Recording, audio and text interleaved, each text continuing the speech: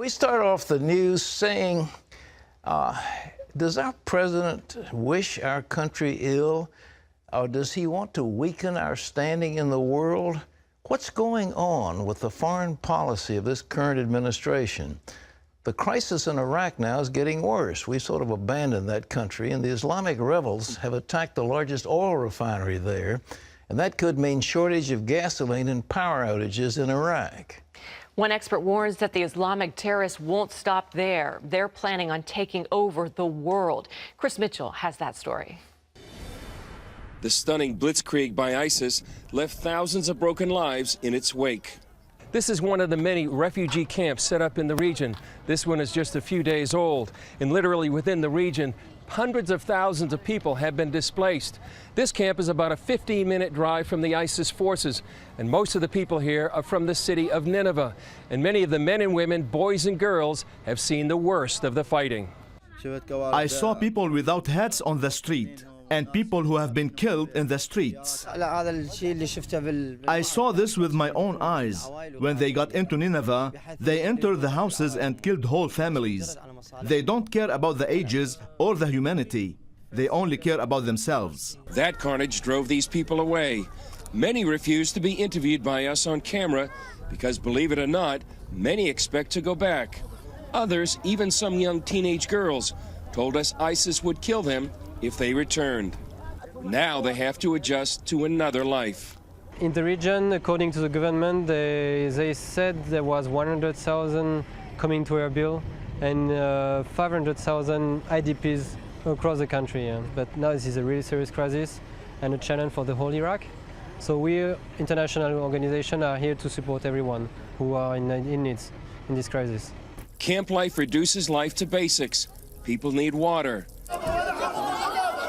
They clamor for ice.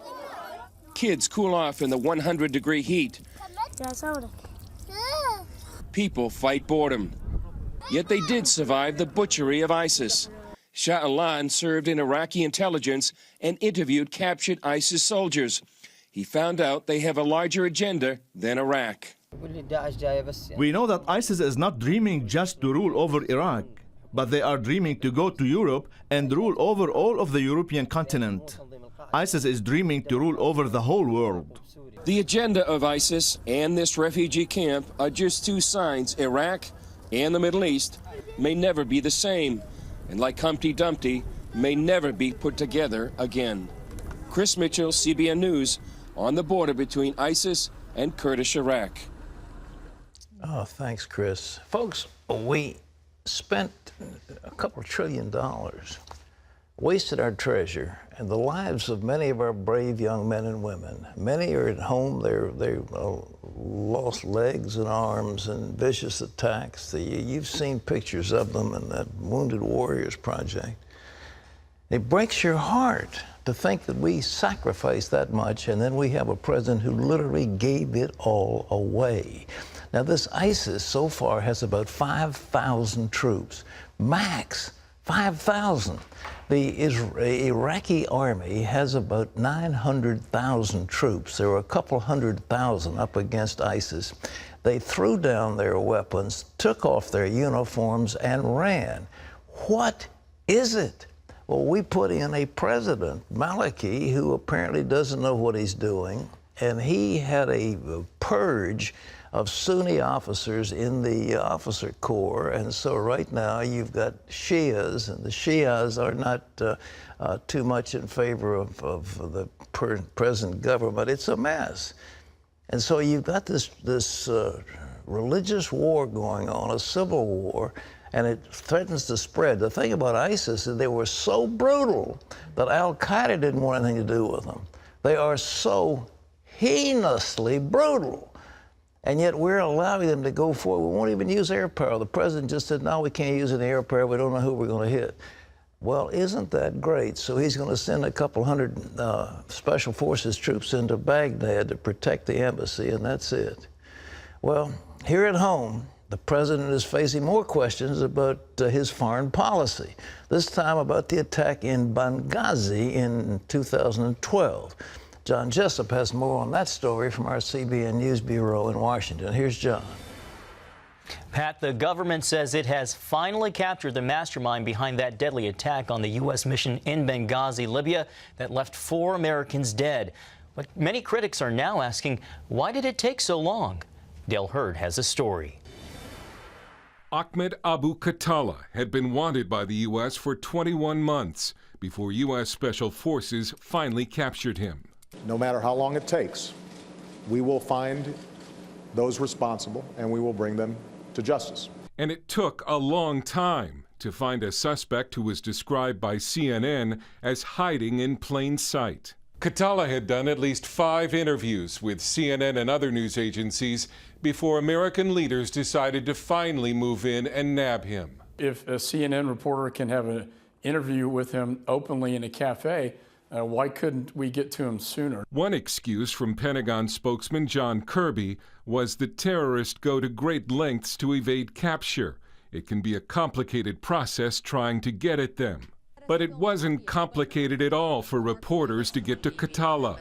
Another excuse put forward by the White House is that the capture was delayed after public outrage in Libya over this video of the capture of another accused terrorist in Tripoli last October. Republican leaders are concerned with not only how long it took the administration to capture Khattala, but what they'll do with him next. He needs to be interrogated extensively, and I hope that will occur. There has been a tendency in this administration, as you know, to treat this like a law enforcement matter. Read them their rights and get them a lawyer. I hope they're not doing that. U.S. Ambassador Chris Stevens and 3 other Americans were killed in the attack on the consulate in 2012. The Obama administration has also named about a dozen other suspects. Judging by how long it took to apprehend Khattala, who walked freely through the streets of Libya, it could be a long time, if ever, before all of the other suspects are brought to justice. Dale Hurd, CBN News. The IRS has lost even more emails connected to the investigation into the Tea Party scandal. The tax agency said last Friday it lost emails from Lois Lerner, the former IRS official who was a key figure in the investigation on the targeting of Tea Party and other conservative groups. 2 congressional Republicans say the agency also lost emails from 6 more IRS employees, including a woman who was the chief of staff for Lerner's boss. Pat? The whole thing is absolutely ludicrous. You try telling the IRS you lost your records and see what they do to you. I mean, this is absurd. They demand minute information from taxpayers all across the country, day after day, year after year. You've got to prove you, and I hope not to have one anytime soon, but if you have a personal audit, they will go through everything you've got, every scrap of paper, and insist that you produce more things, and they'll ask for thousands of documents and so forth. Now they're saying, well, we're sorry, we've lost all this. No way. Whoever's responsible, they ought to all be fired. Some of them should be criminally prosecuted. And it's time for the Congress to get tough on Lois Lerner and her buddies. This is an outrage that they're getting away with this, and they're thumbing their nose at the United States Congress. They shouldn't be allowed to do it. John? Pat, the World Cup soccer championships are underway in Brazil. But one of the top issues is what's happening off the field, sex trafficking. There's concern sex tourists will abuse thousands of young people and children literally in the shadows of the stadiums. But Operation Blessing is on the scene in Brazil, working to fight this abuse with a new documentary. Charlene Aaron has that story. The World Cup in Brazil is one of the biggest sporting events in the world, attracting more than 500,000 fans. Unfortunately, it is also a huge magnet for sex traffickers, who often target vulnerable children. I used to seek out girls from out of state, good-looking girls. I would look at their financial situation through pictures and comments online. Then I would talk to them and offer them a better life. CBN's Operation Blessing is helping fight trafficking through its documentary called One Reel, The Other Side of the Coin. The film cites a government report which states some 40,000 children and adolescents disappear in Brazil every year. 15% of those cases go unsolved. We're trying to raise the stigma against this and educate the people coming in for the World Cup that this isn't just a service you can buy without consequences, that these are children trapped in a hell. The film is translated into several languages, and Operation Blessing volunteers are traveling cross-country on a special bus, showing it in all 12 World Cup match cities. Operation Blessing is also delivering food and bags of hope to trafficking victims on the streets of Brazil. Charlene Aaron, CBN News. And Pat, Operation Blessing is also working with shelters to provide a safe place for trafficking victims.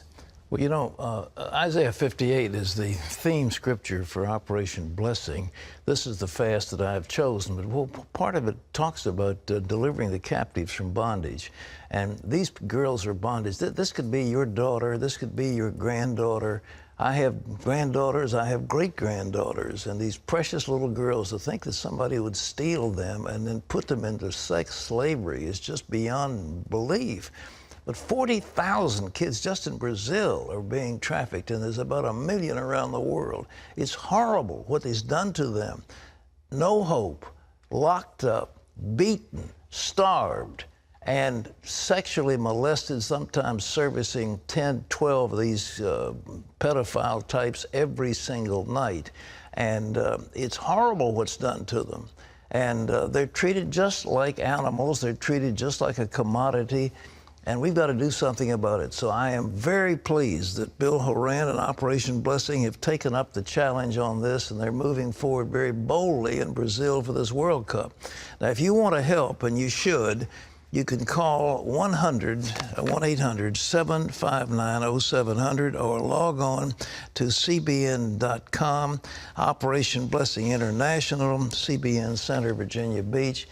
And maybe you want to participate, you want more information, or you want to help get the word out. But let's do something to stop this outrageous thing. And one of the things we need to do as well is change the laws. To think that these girls, for example, are breaking the law would be insane.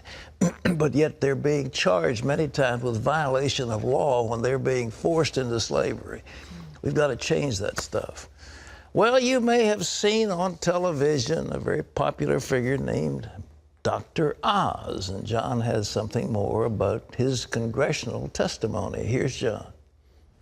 That's right, Pat. Dr. Mehmet Oz told Congress he would help, quote, drain the swamp of unscrupulous marketers who use his name to try to sell so-called miracle pills and cure-alls to Americans who are desperate to lose weight.